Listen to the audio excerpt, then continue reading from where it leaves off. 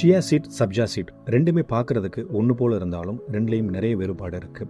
இந்த 2 சீட்டில் எது பெஸ்ட்டு சீட், எதை எந்த மாதிரியான கண்டிஷனில் நிறைய எடுத்துக்கலாம், எதில் பெனிஃபிட்ஸ் அதிகமாக இருக்குது, நியூட்ரிஷன் அதிகமாக இருக்குது, இந்த மாதிரியான தகவல்களை நிறைய பார்க்க போகிறோம். ஸ்கிப் பண்ணாமல் பாருங்கள். நியூட்ரிஷன் அப்படின்னு பார்த்தீங்கன்னா சியா சீட்டில் omega 3 fatty acid, protein, fibre, heart ஹெல்த்துக்கு தேவையான நிறைய விஷயங்கள் இதில் இருக்குது.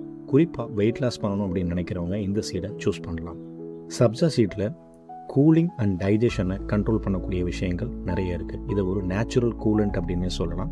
உங்களுக்கு அசிடிட்டி இருக்குது, ப்ளோட்டிங் இருக்குது, டைஜஷனில் பிரச்சனை இருக்குது அப்படின்னா கண்டிப்பாக அதை சூஸ் பண்ணலாம். வெயிட் லாஸ்க்காகவும் இதை பயன்படுத்துவாங்க. இது ரெண்டில் எது பெஸ்ட் சீட் அப்படின்னு பார்த்தீங்கன்னா வெவ்வேறு விதமான கண்டிஷனில் இது ரெண்டுமே பெஸ்ட்டாக இருக்குது. அது என்னங்கிறத பார்க்கலாம். வெயிட் லாஸ் அப்படின்னு பார்த்தீங்கன்னா சியா சீட், சப்ஜா சீட் ரெண்டுமே பயனுள்ளதாக இருக்கும். சம்மரில் கூலிங்காக இருக்கணும்னு நினச்சிங்கன்னா சப்ஜா சீட்ஸை எடுத்துக்கோங்க. நியூட்ரிஷன் அப்படின்னு வந்துட்டா சியா சீட் தான்.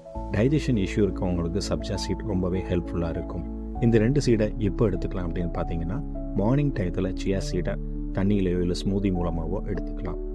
ஆஃப்டர்நூன், ஈவினிங் டயத்தில் சப்ஜா சீடை lemon water, lemon tea, milk இது கூடலாம் சேர்த்து நீங்கள் எடுத்துக்கலாம். இன்னும் ஜூஸஸில் கூட இதை நீங்கள் ஆட் பண்ணி எடுத்துக்கலாம். இந்த 2 சீடு எடுக்கும்போதும் கவனமாக இருக்க வேண்டிய விஷயங்கள் என்ன அப்படின்னு பார்த்தீங்கன்னா உங்களுக்கு லோ பிளட் ப்ரெஷர் இருக்குது அப்படின்னா டேப்லெட்ஸ் எடுத்துப்பீங்க. அப்போ இந்த சீட்ஸை ரொம்ப கவனமாக எடுங்க. உங்களுக்கு முழுங்குறதுல பிரச்சனை இருக்குது அப்படின்னாலும் கவனமாக இருங்க. ப்ரெக்னெண்ட்டாக இருக்கிறவங்க, ஸ்டொமக் சென்சிட்டிவிட்டி இருக்கவங்கலாம் உங்கள் டாக்டரை ஆலோசனை பண்ணி எடுங்க. இது சப்ஜா சீடை ஊற வைக்காமல் அப்படியே ராவாக சாப்பிடாதீங்க. உங்களுக்கு ப்ளோட்டிங், வயிறு பிரச்சனைகள் வர்றதுக்கு வாய்ப்பு நிறையா இருக்குது.